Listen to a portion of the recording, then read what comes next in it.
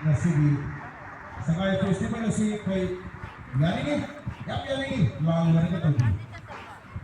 aku justru lagi lalu ni kita lalu isa di muda kali kau benda ay ipana